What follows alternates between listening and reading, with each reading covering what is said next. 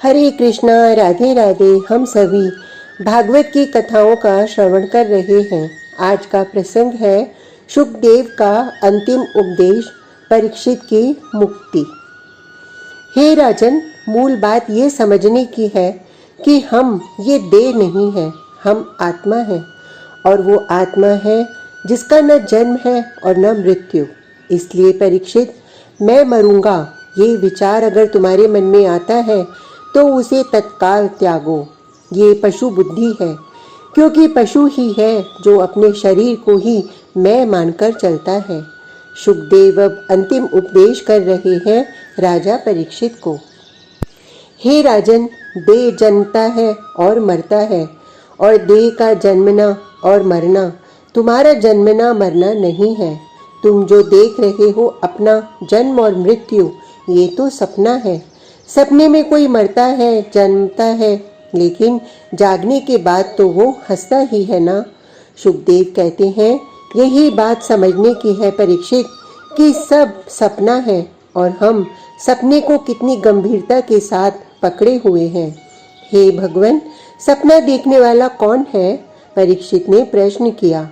आत्मा। शुकदेव बोले, आत्मा ही देह का कटना मरना देखता है, किंतु वह स्वयं अजन्मा है, अमर है।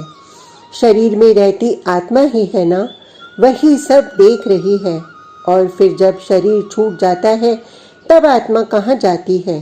परीक्षित ने ये प्रश्न किया तो शुकदेव ने हंसते हुए उत्तर दिया, राजन, आत्मा का कहीं आना जाना नहीं होता। वो यहाँ आई फिर यहाँ से वहाँ गई, ऐसा नहीं है। आत्मा एक है और सर्वत्र है, सर्वदा है। हे गुरुदेव, फिर शरीर में आत्मा आती है तो जाती भी होगी, क्योंकि शरीर तो छूट गया ना। परीक्षित के इस प्रश्न का उत्तर शुकदेव जी ने बड़ी सरलता से दिया। हे परीक्षित, आकाश यहाँ है कि वहाँ? आकाश इधर आया, इधर से उधर गया, क्या ऐसा है? नहीं ना। अब एक आकाश बाहर है और एक आकाश जब घड़ा बना तो उसके अंदर हो गया। उस आकाश को कहते हैं घटाकाश। घड़ा फूट गया तो घड़े का आकाश कहाँ गया? जो बाहर महाकाश था उसमें ही विलीन हो गया। ऐसे ही आत्मा है। आत्मा एक ही है, आकाश की तरह। देह में प्राप्त अवकाश मिलता है तो वो देह में है। देह खत्म हो गया तो वो देह में पड़ी आत्मा परम आत्मा में विलीन हो जाती है। शुकदेव सहज भाव से कहते हैं, फिर ये भटकाने की सृष्टि कौन कर रहा है, जिसके कारण ये जीव भटक रहा है? इसकी जन्म और मृत्यु हो रही है। परीक्षित ने प्रश्न किया तो शुकदेव का उत्तर था, मन। मन ही भटका रहा है। मन के साथ तादात्म्य होने के कारण ये जीव भटकता है। यही मन मिथ्यात्व की सृष्टि करता है।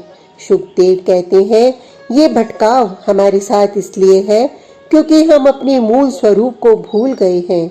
ये शरीर मैं नहीं है, ये मन मैं नहीं है, मैं तो आत्मा है। मैं आत्मा हूँ, मैं ही उस ब्रह्म का हूँ। वो ब्रह्म जो है मैं भी वही हूँ, क्योंकि मैं उसका ही तो हूँ। शुकदेव कहते हैं, हे परीक्षित, इस तरह अपने मूल का विचार करने पर हम पाते हैं कि हम ब्रह्म से अलग नहीं हैं।